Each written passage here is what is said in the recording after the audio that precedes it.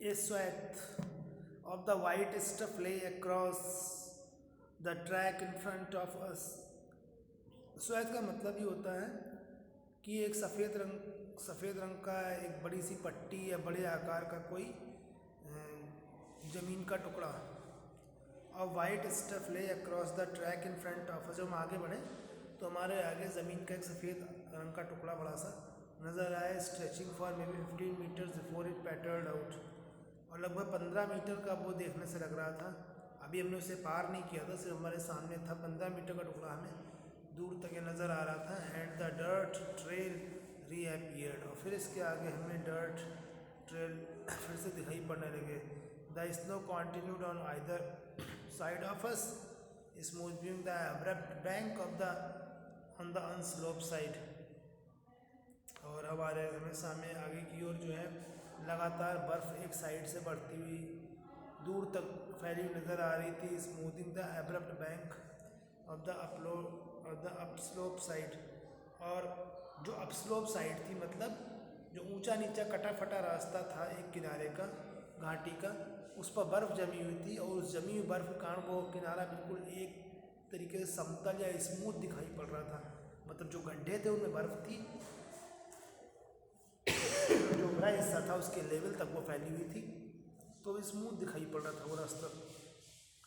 The bank was too steep for our vehicle to scale, और जो किनारे थे इसके वो इतने खड़े थे, इतने कि हमारा जो व्हीकल था उसके ऊपर चढ़ नहीं सकता था। So there was no way around the snow patch, तो स्नो पैच को पार करने का हमें कोई रास्ता समझ में नहीं आ रहा था। I join Daniel as Satan stepped onto the encrusting snow, मैं डेनियल के साथ हो गया। As Satan stepped onto the encrusted snow, और सैटन जो था वो इनक्रस्टेड स्नो के ऊपर जो फैली हुई बर्फ़ की परत थी उस पर उसने आगे बढ़ना शुरू किया। And began to slither and slide forward, उसने आगे धीरे धीरे बढ़ना शुरू किया और बर्फ़ को किनारे की ओर खिसकाता हुआ, जगह बनाता हुआ वो आगे बढ़ने लगा। Stamping his foot from time to time to ascertain how sturdy it was, और समय समय पर आगे अपनी टांगें पटक करके देख लेता था जमीन बर्फ़ कितनी स्ट्रांग है या कमज़ोर है, क्योंकि अगर बर्फ़ कमज़ोर होती उसे पता ना होता तो शायद उसके धंसने और जो था बर्फ़ में डूबने के नदी में डूबने के पूरे चांस थे, क्योंकि सूखी हुई जमी हुई बर्फ़ थी नदी पर। As certain how sturdy it was, I looked at my wristwatch. We were at 5,210 meters above the sea level. Net के रिस्ट वॉच में टाइम के साथ ऊंचाई में दिखा रहा था समुद्र तल से, तो पता चला 5,210 मीटर की ऊंचाई पर वो लोग मौजूद थे उस समय। The snow did not look too deep to me, अभी वहाँ से बर्फ़ उतनी गहरी नहीं दिख रही थी। But the danger was not it's depth, लेकिन खतरा कहीं से भी कम नहीं था, खतरा अभी भी उतना ही था। Daniel said so much as it icy top layer,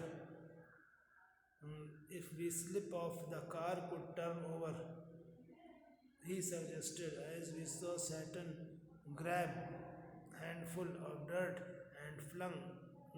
and fling them across the frozen surface. तो उसके कहने पर जो सैटन था he grab the handful of dirt, उसने मुट्ठी भर जो डर्ट थी अपने हाथ में ली, and fling them across the frozen surface, और उसे फ्रोजन सरफेस के ऊपर फैला दिया। We both pitched in and when the snow was spread with soil, हम दोनों उस पर आगे बढ़े, और जब बर्फ़ जो थी वो मिट्टी पर दूर तक फैली हुई थी। Daniel and I stayed out of the vehicle to lighten Satan's load, तो डेनियल और मैं जो थे वो व्हीकल पर आगे बढ़ते हुए सैटन के लोड को हल्का करते हुए आगे बढ़ते जा रहे थे। We I stayed out of the vehicle to lighten the Satan load, मतलब जनरेटर है और सब में डेनियल, ये दोनों व्हीकल से नीचे उतर के बाहर आ गए और सैटन के लोड को कम करने लगे, क्योंकि सैटन पहले ही नीचे उतर चुका था। He backed up and drove towards the dirty snow, वो पीछे की ओर बढ़ा और डर्टी स्नो की ओर गाड़ी खींचने लगा। Eased the car on its key surface and slowly drove its length without apparent difficulty, और धीरे धीरे गाड़ी को आगे बढ़ाता हुआ बिना किसी आने वाली मुश्किल का सामना करे बगैर वो तीनों आगे बढ़ते जा रहे थे, मतलब सैटर्न, नरेटर और डेनियल तीनों। 10 minutes later we stopped at another blockage। 10 minute के बाद में हमारे आगे फिर एक ब्लॉकेज आ गया और हम वहाँ पर ठहर गए। Not good sir, Saturn announced as he jumped out again to survey the scene। Saturn फिर नीचे सबसे पहले उतर पड़ा देखने के लिए किस तरीके का गड्ढा है, क्या है। This time he decided to try and again drive around the snow। Not good, Saturn announced as he jumped out of the survey of the scene। This time he decided to try। इस बार जब Saturn नीचे उतरा था तो he decided to try and drive around the snow। उसने निर्णय लिया था कि वो घूम फिर करके चल करके देखेगा कि बर्फ़ किस तरीके की कैसी जमी हुई है। The slope was steep and studded with major rocks। जो स्लोप था, ढलान था, वो बिल्कुल खड़ा था और स्टडेड विद मेजर रॉक्स, और उसमें रास्ते में बीच में कई चट्टानें भी थीं। But somehow Saturn negotiated them. Saturn ने उन सबका बराबर सामना किया। His 4-wheel drive vehicle lurching from one obstacle to the next. उसका जो 4 पहिया वाहन था वो एक मुश्किल से दूसरी मुश्किल को पार करता हुआ आगे बढ़ रहा था। In so doing he cut off one of the hairpin bends. इसी दौरान इसी संघर्ष में उसने एक हेयरपिन कट कर दिया। Bends regaining the trail further up where the snow had not drifted. ये देखने के लिए, आगे बढ़ने के लिए कहाँ पर बर्फ़ नहीं है, had not drifted. Regaining the trail further up where the snow had not drifted, कहाँ पर बर्फ़ तैर नहीं रही है, ये देखने के लिए वो उसको पहले टेस्ट करता था फिर आगे बढ़ता था कि अगर बर्फ़ तैर रही है तो it was not good condition.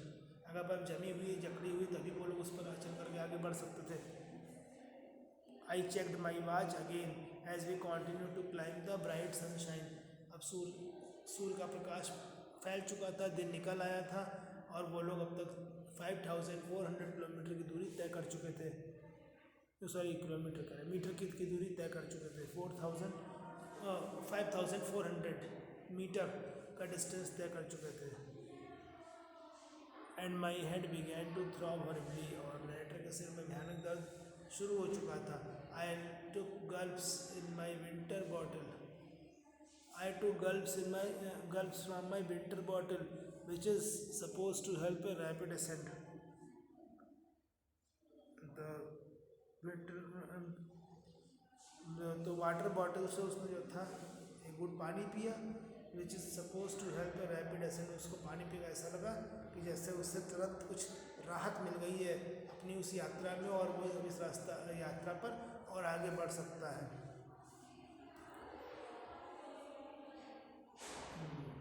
We finally reached the top of the pass at 5515 metre. बढ़ते जा रहे थे लोग आगे, 5515 मीटर के जो टॉप था वहाँ पहुँचे। It was marked by a large place of point.